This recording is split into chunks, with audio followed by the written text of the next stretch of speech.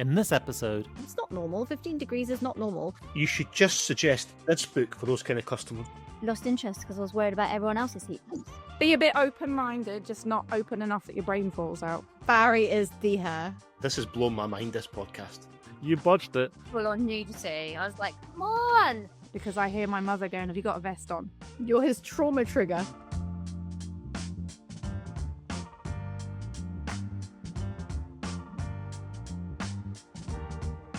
Hi and welcome back to the award-winning Homeowners Q&A Podcast. Today we're taking a look at why men and women feel heat differently and what does that mean for efficiency, comfort and even heat pump design. We've got a brilliant panel lined up. We've got Briony from Phoenix Plumbing, Kirsten Campbell-Morris from Womankind, Rhiannon from Warmer and Barry Sharp from Renewable Heat.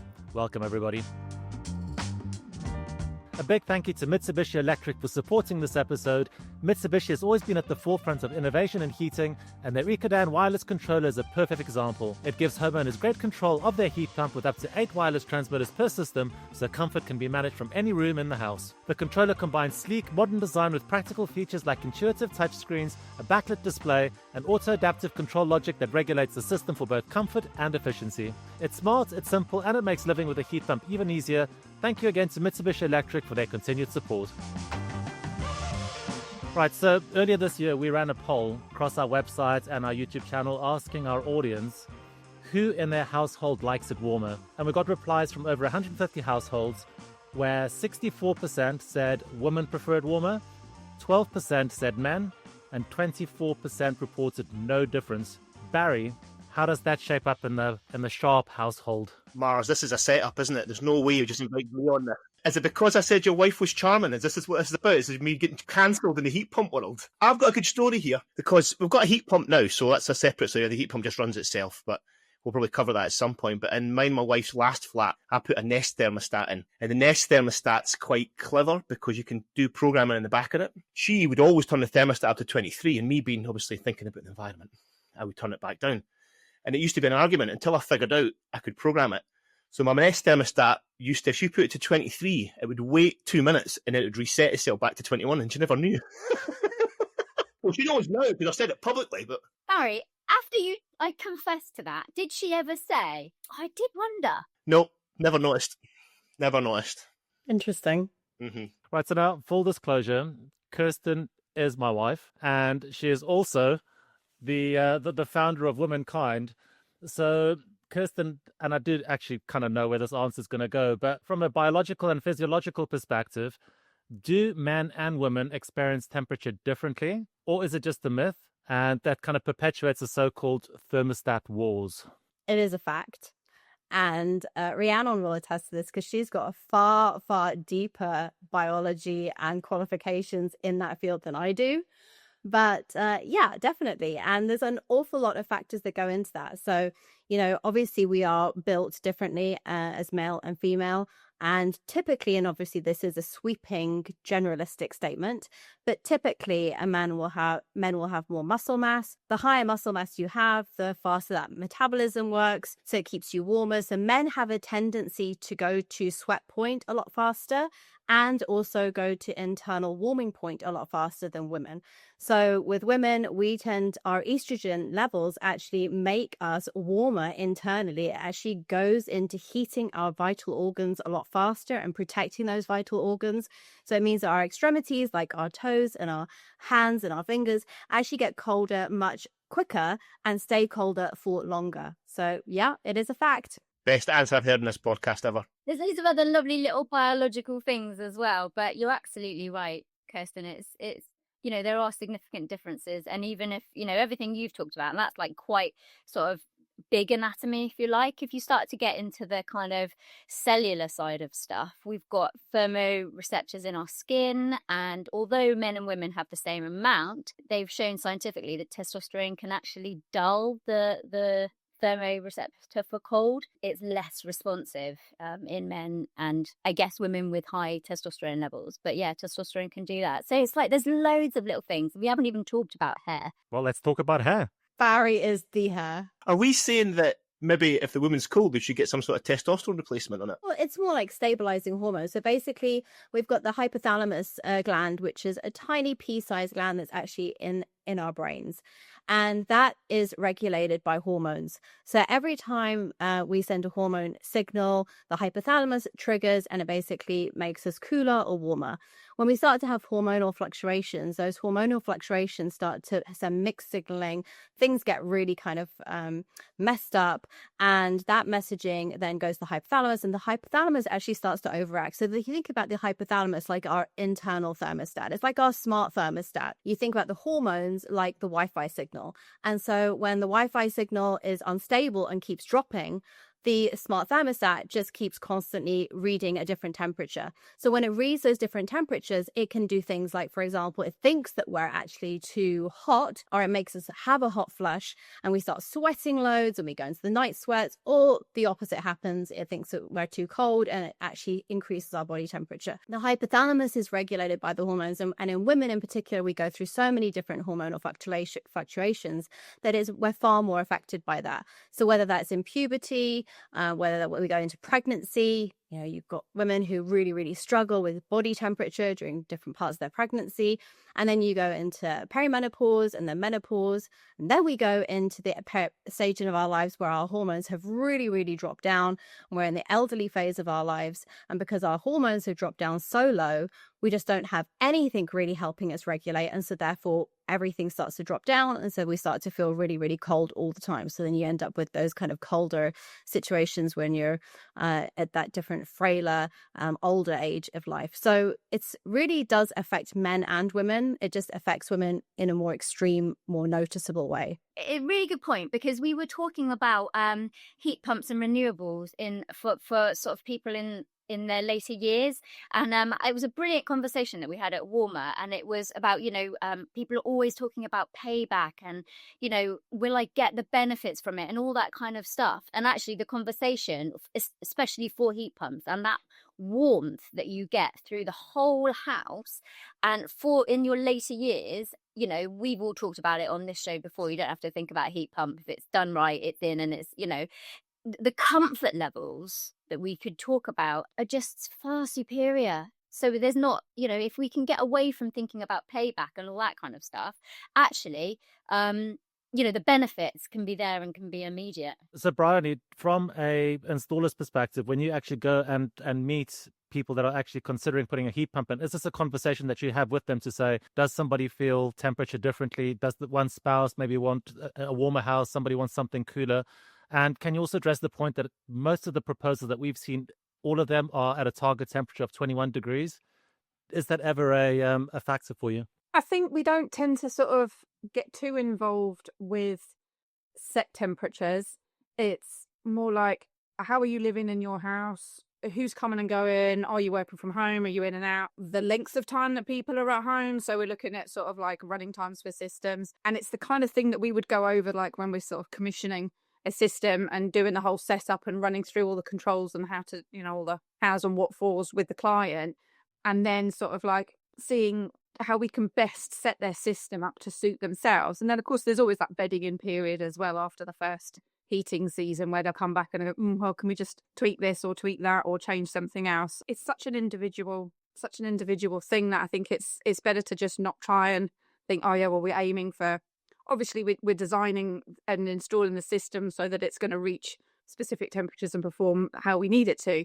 But it's not that, our final output temperature of what you're setting your thermostat to is the be all and end all. So it's a good point, because you get fixated on a number on a dial, and it's not. You should be fixated with the comfort level. They're talking about like aircon temperatures in offices, how aircon is generally a lot colder, and they're talking about that these recommended temperatures were set in the mid-60s when offices were generally populated with near enough all middle-aged men, and nothing's changed. And I think, and then we've still got male installers who are going, well, that's how I've taught and that's how we're going to continue to do it. So I think it is better to sort of try not to be a bit open-minded, just not open enough that your brain falls out.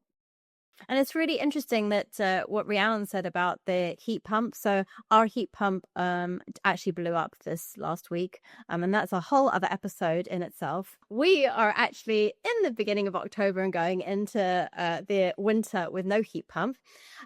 So we spent the last week, thank God, we've had our boiler. We kept our oil boiler as a backup, and thank God we did 7 years ago. So we've had to actually convert and switch our whole system back to oil boiler. As someone who typically gets cold quite quickly and actually likes it a little bit warmer, I don't like it too hot.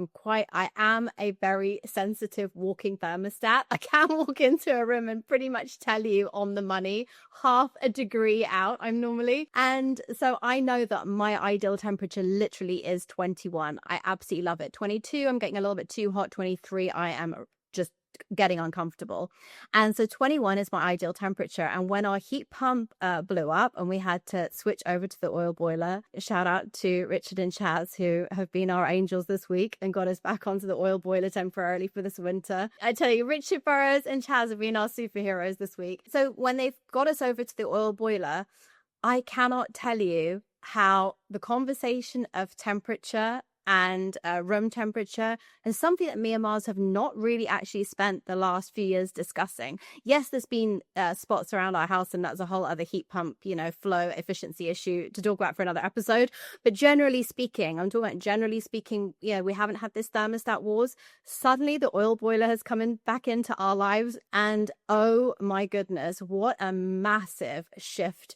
We've got these really, really long periods of time during the day where we're just getting colder and colder and colder and getting to that more uncomfortable level, and then we get to that really, really uncomfortable level in the late afternoon, evening. Mars goes and turns the oil boiler on, and suddenly within half an hour both of us are going, oh my god, we're dying, it's so hot. So it's literally what a difference, as Rhiannon was saying, is that with heat pumps you really actually forget just how comfortable and stable they are as a temperature, and with an oil boiler it's just such an aggressive, strong heat. So yeah, it's been interesting. I was going to ask if a more stable temperature is better for somebody who's more sensitive to temperature. It's better for everybody. Yeah. It's better for everybody. But one of the other things, the biological differences that women and men have in their skin is like the thermoreceptors, but you've got other different kinds of receptors for like touch and vibration and stuff like that. And women have actually got more of the one that is for light touch. So if you think about breezes or drafts or anything like that, we are much more susceptible to feeling that and it feeling uncomfortable. This has blown my mind, this podcast. Can we not go back and talk about buffers? This isn't just another book about heat pumps. The Ultimate Guide to Heat Pumps brings together the collective voice of over 35 contributors, engineers, designers, troubleshooters, and homeowners with more than 7,500 installations and 585 years of combined experience. It's no-nonsense, practical advice to help you get it done first time. Available now. Link in the description. But there are lots of things that you can do. I mean, actually having a system that runs more consistently is definitely something that you kind of want to do, and actually getting that kind of, obviously compromising, but also acknowledging that people in the family have different or experiencing temperature differently. As Barry said, it's not necessarily about what's on the dial. It's about what each person in the family feels comfortable with. And you've got the teenagers and the kids running around, their metabolic rate is through the roof. Their, energy levels are through the roof, and they're just not feeling anything. They're just like running and having a great time, and so they just don't see it. And then you might have, for example, like a middle-aged man, their testosterone levels are suddenly dropping and he's starting to put a jumper on and feeling a little bit chilly. You've got, for example, menopause woman, she's having hot flushes, her hypothalamus is going absolutely off the charts, and so her internal body temperature is just doing this every 5 seconds. And then you've got the grandparents coming over and visiting, and they're constantly chilly.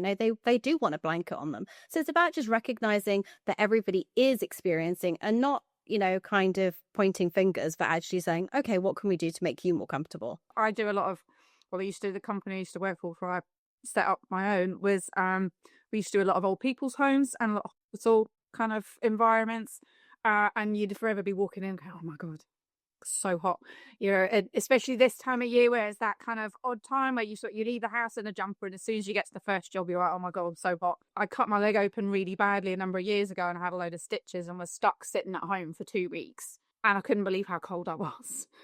because you're sitting there and you can't. And so it really makes you aware that, like, particularly, let's say, like older people or people with less mobility, you know, those kind of, I don't want to say sedentary, but just if you are just more still and less active for whatever reason, you know, it really makes a big difference. And I mean that also, you know, plays into, it's not just age, it's not just sex, it's also, you know, the health point that we're at. So, you know, it might be that you're going through chemotherapy, you know, also completely messes with your body temperature. You will be getting far more extreme feelings of body temperature, if you're going through different types of medication or different types of treatment. There's just so much at play when it comes to people's body temperature. It actually isn't just literally a gender war. It is literally just every single person is having their own experience, their own time in life, and their own, you know, health factors or, you know, energy factors, movement factors. All those things play such a big role. I refuse to. Someone asked me to design a system for less, then I just refuse. So, because you don't know what your life's got around the corner. The design regulations are, say, 21 degrees. That's what you're meant to design from. I get a lot of customers say, oh, we don't need it at that temperature. And I'm like, not today. You're absolutely right. And I've had conversations with people going, I don't want it above 16. It's like, fine, you can run it at that, but it needs to be able to cope with more, because you're right, Barry. Life throws weird stuff at us. It's easy to turn down. It's not easy to turn up if it's not there. From a kind of heating control strategy, Briony, if somebody has got a busy household, let's say they've got a mix of generations, I would assume that a heat pump gives you far more flexibility to try and keep that constant heat throughout the house and zone off certain areas, whether that is a TRV strategy or something like that. How would you bridge a busy household that's got kind of varying heat requirements? It comes back to sitting down with a client and discussing their wants, their needs, their lifestyle, the demands that are going to be for heat in their house. I think certainly we look at zoning quite a bit, particularly kind of with your living and your kitchen areas compared to your bedrooms. A lot of people don't particularly want too much heat upstairs, like in the bedrooms, but then of course, you know, your bathrooms want to be warm. And the nice thing is with all the controls these days is that you have got a lot more freedom and you can do a lot more. But I think it does just keep coming back to just the individuality of the household, but also not making it so that it's so rigid that if they were to sell up and someone else moves in, that you're like, they're trying to live to someone else's temperature requirements. This is the barrier, because every system's now bespoke. It's no longer cookie cutter. We'll have to think about everyone's requirements. But this is actually a follow-up question, and you've kind of cut to the chase there, Barry, because if, for example, we put a system in and then you sell up in 2 or 3 years' time, the people that move in might have different requirements. So is that why you're saying design to 21 and then it kind of tries to satisfy most people? Yeah, there's a reason we've got design guidelines, so it satisfies everyone. So it's the same question with hot water sizes, hot water cylinders. It's quite frequently you've got a 4-bedroom house and there's only 2 of them there. It doesn't mean you put in 150 litres of hot water, because there's going to be a requirement for that hot water at another point. So you need to design for the house, for everyone to live in that house, not the person who's there right now. Rhiannon, you mentioned on previous episodes about you guys having to actually turn things down because the kids were running around in jumpers and you were just like, that's unacceptable. You need to, they were running around in T-shirts and you were like, no, we're going to turn it down. So how do you guys bridge that strategy? It got worse than that, Mars. They were taking their shirts off. Like, I was like, there was almost full on nudity. I was like, come on. That was in December. That was December last year or the year before. I can't remember how long I've had the heat pump now. But yeah, it was ridiculous. I'm always the colder one in the house. That is, everyone else in this house runs quite hot. So we kind of waver around the 19 and a half. But I normally have a jumper on and they, will keep a T-shirt on. I like my little blanket on my lap at night. I've got one of those weighted blankets. Oh, I've tried one of those. Anyone tried one of those? They're amazing. So, we just do that. I have a weighted blanket on. Everyone else is like, too hot, don't let it touch me or whatever. We haven't got any slippers or anything like that. I wrote a poem to my dressing gown because I don't have to use my dressing gown anymore. And I felt really sorry for it, just on the back of the bedroom door. But it's a really comfortable house now. We just don't have those fluctuations. And Kirsten, you're absolutely right. When you were saying about you get sort of throughout the afternoon, you're getting progressively more uncomfortable when the heating is due to come on and you can feel the whole house cooling down. I remember those days. I remember that. So I'm, very grateful that we could have a heat pump and have it, and that we found a sort of happy medium that I wear a jumper, no one else does, or, little things like that. I've had a client who has literally turned around and said, I want my heating system so that I could just walk around all year round in shorts and T-shirt. And then we've had someone else who went, I want my radiators so hot I'd burn my hands when I touch them. But I find for me personally at home, I mean, I only have to suit myself, but I find like you say, Rhiannon, about that 19 degrees, if I kind of have like at least a decent base temperature, then depending on whether I'm having a hot flush or not, or just sitting and being still, I've got that option of, like say, a blanket or a jumper. I mean, I can never bring myself to complain about cold, because I hear my mother going, have you got a vest on? So unless you've got a vest on, as far as I can't even mention being cold. When we first moved into this property, and we were trying to acclimatize to Welsh weather and Welsh winters, and we were on the boiler then, because obviously that's what we inherited, and the draft, the insulation in the house was shocking, and the windows weren't sealed, and there was drafts everywhere, and it was just, the heat loss was just off the rails. I mean, our hallway never got above 13 degrees for that first winter, and we had a lot of arguments. So Miles was saying, no, you just got to put another jumper on. I said, this is ridiculous. And I only know that it was 13 degrees in the hallway because that was the only place with a thermostat, and everywhere else we didn't have a thermostat. So I remember when we actually got little thermostats put into the rooms, and just like kind of ones that are just wireless, and you can just recharge and move them around to any room you want.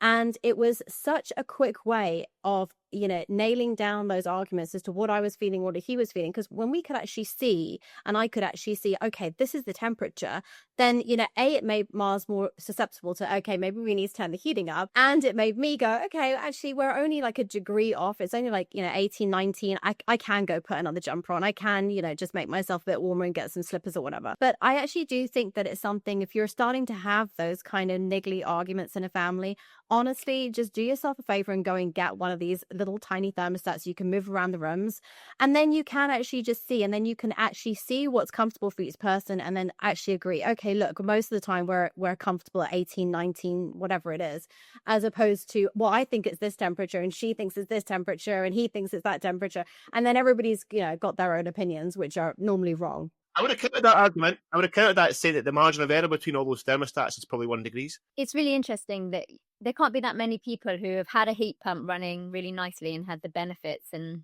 just how nice it is to then have gone back to oil in your case, or gas, and then to have those fluctuations again. That must be a really interesting experience. You're going to write something about it. Yeah, it's been very jarring. I honestly didn't. I mean, obviously your focus is on the problem itself, and the fact that the heat pump's blown up, and going into the winter, that's where your attention is. Your attention is on, let's just get some heating going in the house. Let's just be stable for the winter. My attention was never, it was something that never crossed my mind, was like, so are we actually going to be comfortable with the boiler? That just never occurred to me. It's like, look, we're in SOS mode. We just need to damage control this as quickly as possible and get some heating going for October, November, December, January. But yeah, this last week, it's been quite jarring, I have to say. It's been really like a bit of an eye-opener and a massive reminder as to how kind of extreme the temperatures are at home, pre-heat pump days. It's that whole thing that we come back to, isn't it? It's just a better product, just a better way of running your house. Even if I'm wondering about the settings on the oil boiler, and if you can run it low and long, and Yeah, we have done that. We've definitely got it down to about 45 degrees. It's still roasting. I mean, it just gets uncomfortably warm. Chuck in like an extra sort of like an hour or so little boost in the middle of the afternoon. If you've got like the programmers that have multiple settings, then do your chunk in the morning, and then just have a little top up in the afternoon to kind of tide you through that last little bit to your evening heating stint. It's interesting, Briony, you say that, because that is a very good point, is that trying to just keep it at a level point, that's ultimately what you want to do with your body temperature, and it is what you want to do with your home, is trying to keep it level. And I think that's you're right, because we've kind of crashed into this whole boiler situation, and we're kind of just scrambling, trying to like figure out like, oh my god, how does this work? What do we need to do? What controls do we need to put in place? And we've forgotten that. You're completely correct. That actually what your goal is to just try and keep it as a more of a wave throughout the day, as opposed to this big peaks and troughs, which we're definitely in the peak and troughs moment. Sorry, I was just saying, it's actually a really interesting point, because we're talking about getting heat into houses and the design temperatures and what we all want to be sitting and comfortable at. But the point of how long is that heat remaining within the fabric of the building, like that kind of heat loss, Because it's all very well us going, oh, well, yeah, I want to be 19, 20 degrees. But then, you know, once it's gone off like in the night, you're going to wake up and it's freezing cold. So it's certainly a good point to bear in mind with this system design. Everyone can have 21 degrees, but how many kilowatt hours is that costing to get to it and hold it? There's two questions. Running a house at 21 on a heat pump versus 19 is a significant kind of difference in running costs, right? So if people aren't overly, you know, they don't get too cold, is it more sensible to try and run that house at, say, 19? And if they do get cold in rooms, it's a matter of maybe just turning on a heater for a short while or layering up, something like that? It goes back to what we were saying earlier about being fixated on a temperature in the room. We just keep telling the customers to keep dropping that curve until you want the heat curve to keep dropping, because that's going to balance the house out. So you want to drop the heat curve until you feel it, you're uncomfortable. Because every time you drop the heat curve, it's about 3% per degrees you drop it. And that's not the air temperature, that's the temperature of the water going round. So if we can get, even just dropping a couple, you wouldn't even notice it. Because it wouldn't make enough of the difference, but it could save enough money for you. I still find myself micro-tweaking mine with the different seasonals. This is where I think there's still a bit of distance, a bit of technology to come with heat pumps about adaptive heat curves, where the heat pump will learn how the house reacts and change with it. Because the problem with a house is the heat pump's too slow to react. And what we find is if you've got other gains, the heat pump can tend to overshoot a little bit. There is still some better control to come, I think. But we don't want to put smart control in. If you're talking about seasonal tweaks, are you talking about your curve? Yeah, just adjustments on the curve. On the Nibi I've got, I can either put the curve up or I can put an offset which lifts it a tiny bit. See, when I was trying to beat Demo at the Scott Wars, I was in that every day. Right, it's just a bit too warm. Poor wife, you get a cold shower because I was trying to beat Demo. I was actually talking to Richard about this, and he set up his system quite interestingly, where he's got predictive stuff that's actually hooked up externally. So his setup actually watches the weather for 3 days, and as it starts to see the weather genuinely moving, his heating system reacts more towards that. But he's set that up himself. We're hoping that's going to come down the line, but we can't expect homeowners to be going, you know, to the Barry Sharp levels to try and tweak that. You know, when we set ours up, I think I designed it for 45, but actually I was like, no, this is really fine. So I think it's about 41 now. I've dropped it down to 41, and actually I haven't revisited it because I just lost interest because I was worried about everyone else's heat pumps. We've got a large garden room on the side of our house, and that's south facing. And I have to say, solar gain is epic in this house. If we have a really nice blue sky sunny day, it can be like 2 degrees outside. The snow can be on the ground. It can be really, really snowy. We've had really deep snow out here before, and we've had beautiful blue sky. And the solar gain, we open these doors and the solar gain comes into the house, and we just can be really super warm very, very quickly. So it is really interesting just thinking about the external elements and how they can actually affect you internally very quickly. If you've got any questions about heat pumps, then you need to join the Renewable Heating Hub forums. You can connect with other homeowners, share experiences, and get advice on heat pumps and renewables. Sign up today and be a part of the conversation. Link in the description. Briony, we got a question from Richard. My installer has designed our system to 21 degrees and said just leave it alone, but that doesn't work for us and we're still cold and we can't get it over 21 degrees. What do they do? Get a different installer. We always joke when we see like, you know, a bit of rough plumbing work where we just go, oh yeah, it looks good from my house. Well, it's a bit of a joke, but you can't turn around to a client and go, do this and suck it up. And that's what you've got to deal with. You know, at the end of the day, they've paid you a lot of money. It's not a cheap system to install. They've paid a lot of money. They've invested in it. It needs to work. It needs to be fit for purpose. It needs to work. And I was like, we're all, I think, battling against this misconception where everybody's going, anyone who doesn't understand a heat pump is like, oh, heat pumps are rubbish and, you know, and they never get hot enough. And so when you've got installers that are sort of have that kind of an attitude, it's feeding into that. It's making it difficult for the rest of us to really be able to push a good case for heat pumps and say, well, actually, they are a really good bit of kit. At the end of the day, all right, not always the customer is right, but they're the ones living in their house. Well, it depends what they're trying to be right about. They're the ones that are living in their house. They're the ones that have to be comfortable. They're paying, you know, their utility bills. And so in that sense, you've got to work around them. And even if it's something that you think, oh my God, that's a bit left field, you know, I wouldn't have that in my house. But they're the ones that got to be comfortable. There's a bit of engineering vanity with a heat pump installer sometimes that it's This doesn't. You have to make this work for their house, and it's not just the temperatures; it's everything else. We'll tend to design backwards in the house. We see what we can do because customers don't want their house turned upside down. They might like those designer radiators, so you have to work backwards. Say, okay, we'll keep them. And this is the consequences of doing it. But I don't think you can go in and say, "This is how you're going to run it. This is how we're going to design it." It's their house.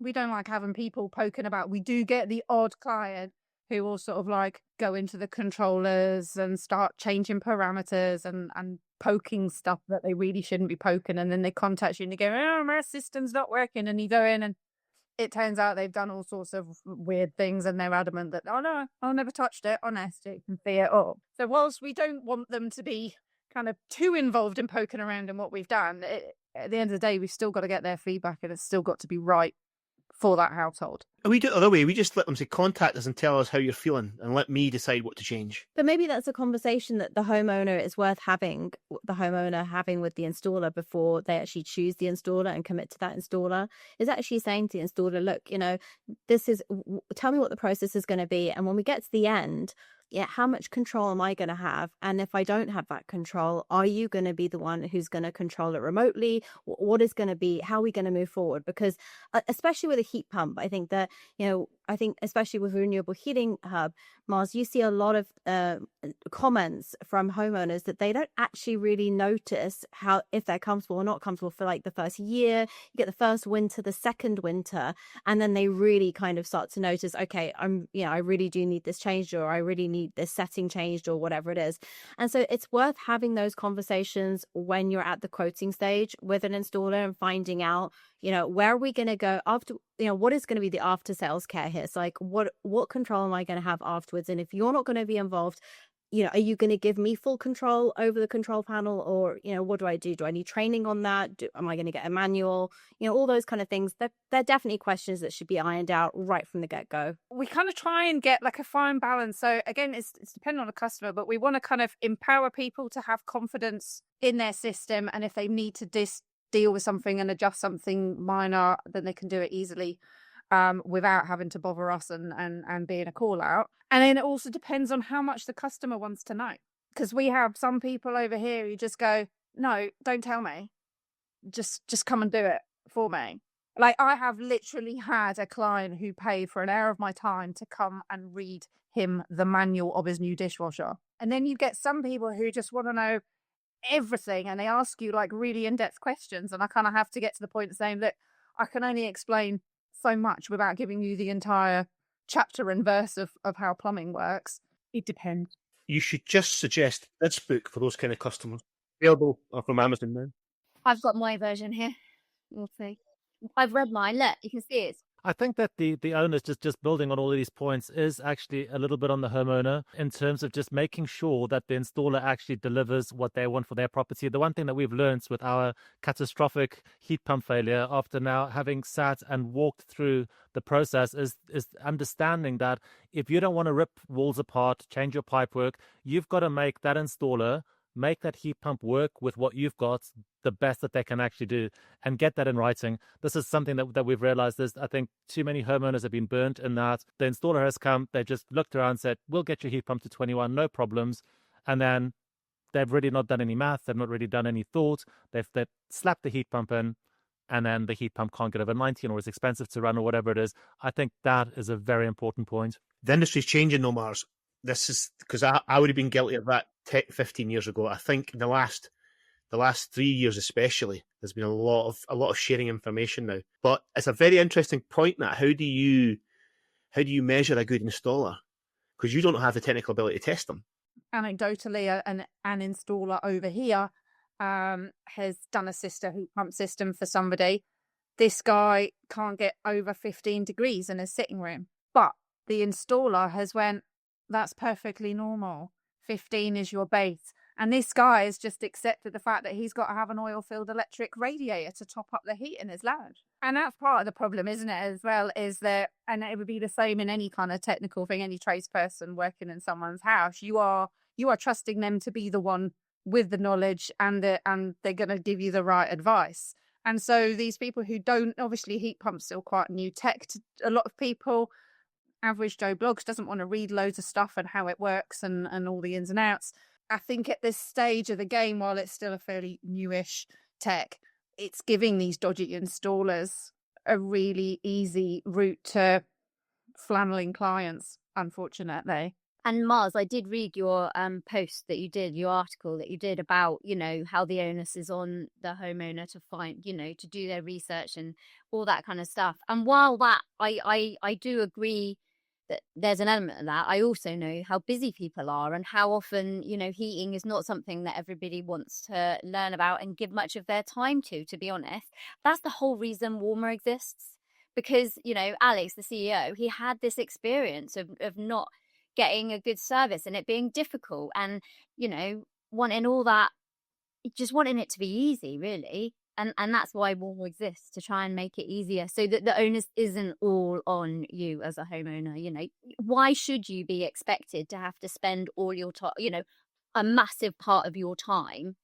And let's face it, time is precious these days. We're all so busy. It's what's so frustrating about heating is that it's invisible. Like, unless you obviously got the thermostat, but then as Barry's saying, your thermostat's probably like a degree off anyway. Unless you've got that data to prove, and I don't know, if you're taking photos every hour, I have no idea how you're going to, create this, magical log that's going to satisfy your installer to believe you. But I really do think we have to get away from this gaslighting of homeowners and saying to them, well, I don't believe you. It can't be that temperature, or that's not what I designed it to, so it can't be that temperature. Or even worse, in Briony's case, well, that's completely normal. It's not normal. 15 degrees is not normal. And I think what's really frustrating about central heating is that because it's this almost like invisible, comfort, it's not like, you can't take a video and WhatsApp your plumber and have water spraying out of your kitchen sink and say, this is not normal. You cannot leave me like this.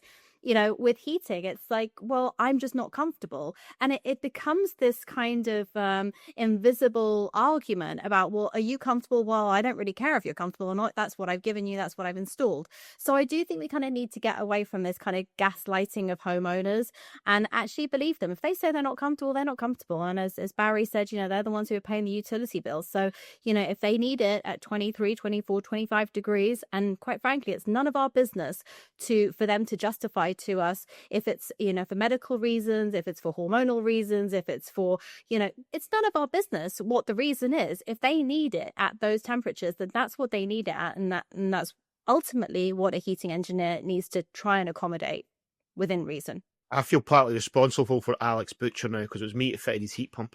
You bodged it. I didn't bodge it, no, but his whole experience of trying to buy a heat pump, he realised how difficult it was, and it spurred him into doing something.